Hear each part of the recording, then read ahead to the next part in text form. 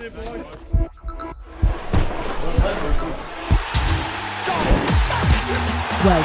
to the show that has it all. This is the Betfred Super League. What a game! Champions, challengers, newcomers, leagues faithful. Hold on tight. This is the Betfred Super League 2024. There's nothing like league.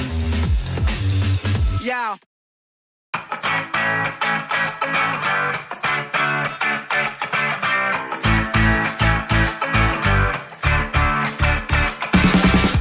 No!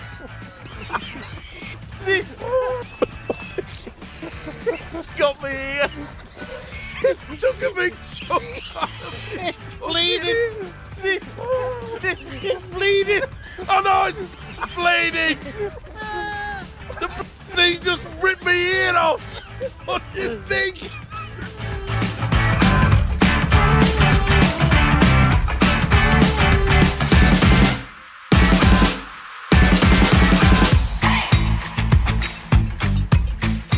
Hello everyone, Happy New Year and a Happy New Super League season. It's the start of a brand new campaign. This is Eddie and Stevo, the podcast, with you now all the way through to the grand final in October. Yes, the boys are back in town, cue a song. And it's thanks as always for their continuing and invaluable support to the sponsors of all that's great in rugby league, Betfred. So we left all the punditry and the predictions to other lesser mortals last week. We decided to leave it until the race was underway. So here we are. I'm in the UK. Stevo 12,000 miles away in his mansion in Australia.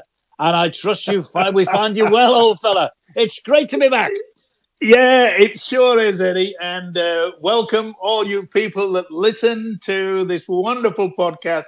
We thoroughly enjoy doing it for you. Okay, we know there's quite a lot of people out there that do not agree with everything that Eddie says, and you all agree with what I say. No, look, it's great to be back, but being part of the greatest game of all. That's what's the most important thing, is that we love rugby league. We love the fans of rugby league. I'm not so sure about the people who run the rugby league at the moment.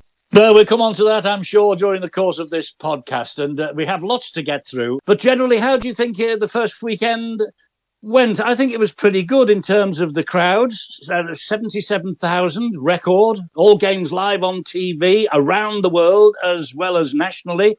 These are, well, they're supposed to be heady days. Yeah, it was fantastic. And remember many, many moons ago when Sky came involved and they said, we are going to show you the games here, there and everywhere. And everybody said, it will kill the crowds. It will kill the people going to the games. 77,000. That's not a bad figure, is it, for the start of the season? It's a fantastic figure. It really is. And I believe good TV audience figures as well. Every game live on television this year. BBC have got some live for the very first time. Sky Sports, of course. Super League Plus, it's a new streaming service. Fantastic. But hey, we've had first round clampdowns on discipline again, Stevo. We've done this before. And in 2024, we're told that referees are going to be focusing on standing square at the play of the ball. That was certainly the case last weekend. Playing the ball or making an attempt to play the ball correctly. And, of course, high shots are going to be punitively penalised. Now, host of red cards and yellow cards and penalties galore last weekend. The furore has already begun, but the referees, Stevo, must keep it up, mustn't they? Yeah, of course they do. Look, you put down the laws of the game, so therefore you've got to abide by them. There's no getting away from the fact that there are certain ex-players who are trying to sue the Rugby Football League. And now we hear that some of the clubs, some of the players, they want to go on strike if they don't close down on the head eyes, on not playing the ball, this and that. Who's running the game? The players don't run the game. The coaches don't run the game. And the clubs don't run the game. We have people, administration, that run the game. And if they want to come down heavily, especially on head-eye tackles, then that's how it should be. Look, when you've got people wanting to take you to court in regards of high tackles and people who've had concussion, then you've got to make sure that the governing body is doing something about it. Let me just put the other side of the argument. There were 4 red cards. There were 9 yellow cards in week 1 in 6 matches. 16 charges were brought before the disciplinary panel this week. Suspensions handed out of 4, 3, 1 match bans. I can see where people are coming from. I can see where the coaches are coming from. But, Stevo, isn't it the coach's job to teach their players to tackle correctly? And hasn't it been that since day one, for goodness sake? And keep on side, play the ball correctly, make sure you touch it with your foot, make sure that you don't obstruct people in that's on running onto the football or anything of that. It's just got to be laid down on the laws of the game. And it's the people that run the game that create the laws. The referees, the communication, they want to get it right. And they have to get it right, because if they're not seen to be doing something to help people who are now struggling in later life through concussion and head-eye tackles, you can't just have the coaches and the clubs saying, oh, I think they've gone over the top. Try to tell that to someone who has been so badly injured that he can't play the game of rugby league anymore. That's a good point. And just looking ahead, and we'll be looking ahead to this match in more detail later, the World Club Challenge this weekend between Wigan and the Penrith Panthers is going to be played.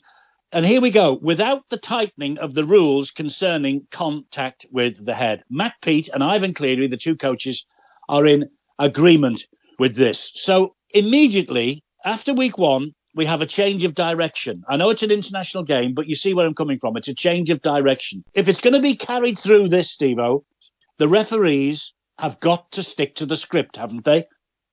Well, yes and no. I'll put it this way.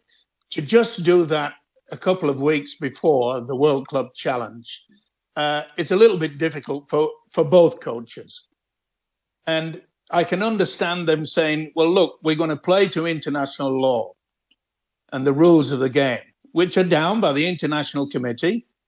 And therefore, they've every right to say, well, you know, you can't clamp down just because you've decided in the UK and south of France that we're going to change the rules. You've got to take into consideration that, you know, when both Penrith and Wigan won the right to go for the World Club Challenge, then they were going to be under the laws and the regulations that are already set down. So I can understand both clubs saying we want to play international rules, and that's what we will get. We will, but in Super League, they've got to stick to this new clampdown. We've had them in the past, Steve. Oh, it's lasted 2 weeks, 3 weeks, and it's fallen away. It's now Phil Bentham's job to make sure the referees stick to the script. He has been appointed the new head of match officials in succession to the departed Steve Ganson. I don't think Phil's officially started his job yet. He's a bit on his plate already, hasn't he? Well, let's hope he's put in an invoice after this weekend's games. Look, it's going to be difficult for anybody to take over. And yes, they've got to stick by it, because I keep repeating it. People, ex-players, are trying to sue the people that run the game. And if the people that run the game are not going to change anything, you've got to be seen to saying, well, we are trying our best. Now, the outcry from players and coaches and other club officials, I just can't believe it. No, here we go again, is what I'm thinking. You know, we've had all this year on year and it falls apart after a month or so. Let's wait and see. Okay, to the games. Hull versus Hull KR last Thursday. 20,000 in the stadium. It looked fantastic, but not fantastic for the Black and Whites. Rovers, top dogs in Hull right now. Yeah, I mean, Michael Lewis. Oh, what a player. Brilliant. This young kid has developed over the last 2 years. is sensational. And I was so pleased that he made international recognition last season. And he's got to be up there as one of the mainstays, one of the superstars in our game in the UK. Definitely. He recalled pre the match that he was at Hull at the start of his career and they didn't want him. Well, they might want him back now. What another match performance. Fantastic. Yeah, I can understand that. But I'm sure that if you get on to the brains of rugby league, Ian Proctor, that he will be able to find quite a few players who have started their career as youngsters with one club and then made it sensationally at another club. Sorry to put pressure on your Prockers, but I'm sure that you'll get it all right in the end. Oh, be careful. He's only got 6 games to prep for every week from here on in for the next 9 months.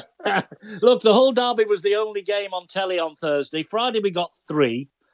Not even I could watch them all live, but a channel hopped about. I was waiting for the first video ref decision of the year. Eventually, up it comes from the bunker somewhere in the UK. 6 mini screens appeared on my television. Top left, wide angle. Top middle, close-up. Top right, live shot of the ref. Bottom left, close-up of the incident under review. Lower middle, wide angle of the same incident. Lower right, close-up of the would-be try-scorer. Fast-forwarding the incident under review. Sorry, this was Mr. Confused of Warrington here. I suppose if they arrive at the correct decision, that's all that matters. But surely you've got to think about the viewers, haven't you? Yeah, I suppose it's something that all different technicians, somebody will say, let's try something different. That's what television's all about, Eddie. Let's beat what we've had before. Let's forget about the past. Let's make it more exciting. Let's make it this, that, and the other.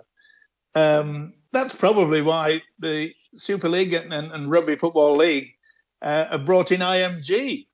But I'm still waiting for something exciting and something outstanding to happen. But hopefully, I've got fingers crossed that will be the case. Well, IMG, Magic Weekend, Elland Road.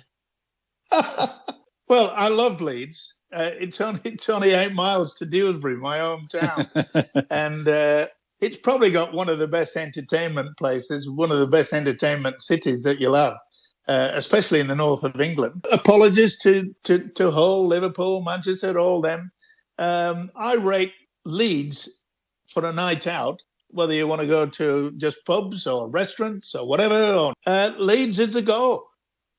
It's a hell of a long walk from Elland Road to the city centre. Not even you do that. You can get a bus.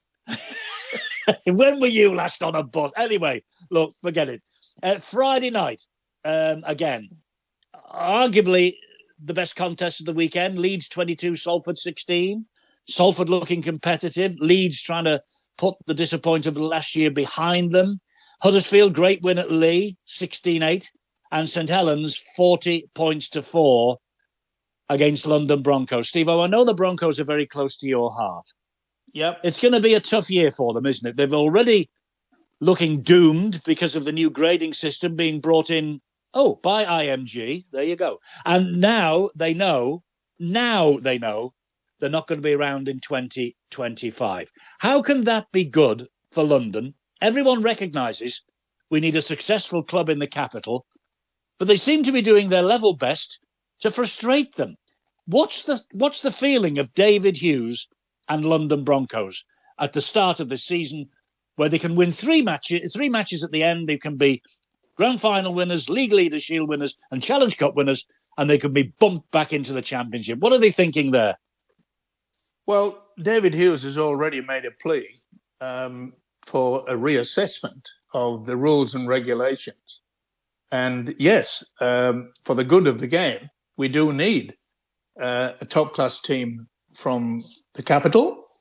And David Hughes is trying his damnedest to make sure that they will have a side that will compete in Super League. But it's going to be very, very difficult mentally for the players.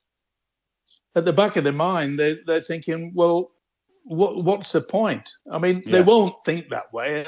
I'm just saying that maybe halfway through the season, and they'll just say, "Oh, it's just not worth it."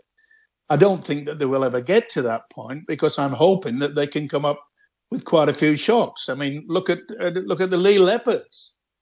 Well, absolutely, gets- Stevo, but it doesn't matter anymore about what happens on the field. They've just said they could win all three and still be in the championship. I That know. doesn't I seem mean, right to me. That doesn't seem right. Well, it's not right at all. It's and quite frankly, I think it's stupid. It's all based on fan base, money, and we keep coming back to that, don't we? If you haven't got the money, you've got no chance. To me, Stevo, it's all about what happens on the field. The rest is a periphery. I'm old-fashioned, I know. I'm old-fashioned. Yeah, well, at your age, you should be, and I'm the same. It's look, we've got to get to the feeling that I can understand that these new executives, the new people, the new marketing people that come in, they want to make a name for themselves. They want to see that rugby league can expand and all that sort of thing. But I'm getting to the point now where the majority, they don't worry about what has gone in the past. It's all about what we can change in the future. Since 1895, we've created the greatest sport of all. That's my opinion, and I'll never ever change it. But we can't forget them. We've got to respect what has gone on before. I mean, there are certain people now, especially the younger people, they think rugby league started when Super League started. Yeah, they do. Did it start in 1895? And I just, look, I had the museum, etc. and so forth. I won't go into great details about why we still haven't got a museum, lack of money. But are we forgetting our past? You just cannot forget 1895 when, I mean, the biggest struggle in sport. We've got a couple of minutes left. I want to talk, obviously, about the World Club Challenge that's coming up. But I want to talk about Warrington, Stevo. And they lost the opener under Sam Burgess as coach. He played his first competitive match in Catalan. Has there ever been as much hype given to a coaching appointment in the history, never mind the Super League, but of the game, when Sam Burgess was appointed the coach of Warrington? It's a fantastic story, isn't it? Oh, of course it is. I mean, he was a fantastic player. He was. And not only that, I'm more than just proud of what he's achieved. And let's not forget, he achieved whilst playing rugby union for England as well. But the most important thing for me is I know the family. They were born and bred, all the family in my hometown, Dewsbury. So I'm very, very proud of them. And look, I watched the game and they could have won it. They really could have won it. It was Catalan had to dig deep. And I mean, dig really, really deep, because there were certain things in there that just didn't go their way. They took the lead. It was a fine try by the young kid. And I was just thinking to myself, look, don't expect too much. Let him build his own team. And not many teams will play that well down in the south of France. No, that was right. That was a tough opener. It was, and a complete reversal of last year. Warrington played against 12 men for, all the second half. Michael McAlorum sent off for the Dragons. Warrington go on to lose the match. Remember last year, Gil Dudson sent off for Warrington, and the Wolves prevailed. It made it 8 wins on the trot. But then the wheels fell off. So Warrington fans, they shouldn't give up, should they? There's a lot of people wringing their hands and scratching their heads. Oh, back to normal. But don't give up on them yet. Oh, no. And listen, there's not many sides who'll play that well down in, as I said, in the south of France.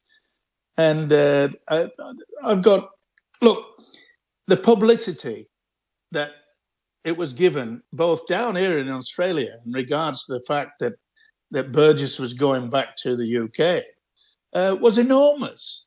Yeah. He was a superstar down in Sydney whilst playing for the South Sydney Rabbitohs. And we need that sort of exposure. We need to build on that. You never know. Russell Crowe might turn up at a Warrington game in 2024. That would be something special, wouldn't it? He's been to St Helens, of course, for the World Club Challenge some years ago. Well, they do say that it will definitely be in Las Vegas. Russell? Yeah, Russell Crowe. I mean, I'm sure he will. It's part and parcel of the South Sydney Rabbitohs. I think he'll nip into Warrington on the way back. Listen, I'll put it this way. I think Russell Crowe could organise his own private plane Correct. to take him anywhere in the world. actually, talking about the South Sydney side is the former captain Adam Reynolds, who went to the Brisbane Broncos, has signed a new deal where a lot of people thought that perhaps at the end of last season that was going to be it, but he signed another contract, so he'll be getting there. And amazingly, the Brisbane Broncos, about 10 days ago, they had a bit of a scuffle amongst all the players. And it was a bit of a fight. So it just shows you that, tempers can go even at training methods to such an extent that they had to pull Adam Reynolds and Pat Carrigan away from each other. It was that bad. And it's cost Reynolds $10,000 and it's cost Carrigan $15,000. So I'm under the impression that it was Carrigan that got the first hit and that cost him an extra $5,000. But both of them will be going to the opener in Las Vegas, where they will take on my local team, which is Manly Warringah. I live in the area. But one guy who won't be going, I'm afraid, is Dom Young, because he's been ruled out from the Roosters side to play in Vegas, which is a shame. Second round of Super League coming up. This is going to be overshadowed, though, by the World Club Challenge. Wigan against Penrith. A full house. All tickets have been sold for weeks. Penrith beaten by Saints last year. They come across to try and beat our best. 25,000 are there as a say. Harry Smith has been cleared to play, so the big battle with Cleary will take place. A lovely touch, Stevo, for this. The man of the match in the World Club Challenge will receive the Bill Ashurst medal, because Bill played for both clubs, didn't he? Wonderful tribute, and not only in Bill's name, but a wonderful tribute to the family. Yes. And I don't know who sort of brought this up or whatever, but I think it's a great move by both clubs to recognise one of the finest players that has played for Penrith and Wigan. Who do you think's going to pick the medal up, Stevo?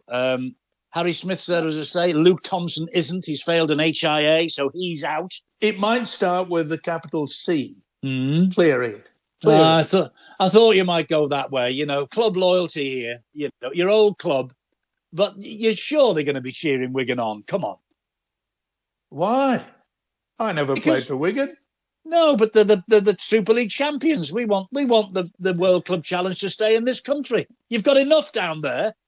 Well, you might want it, but I had great times, good times and bad times whilst playing 5 years at the Panthers. And the one reason that I want them to win is that they've never won a club challenge. This is their fourth attempt, isn't it? Yep. And they've lost all three before.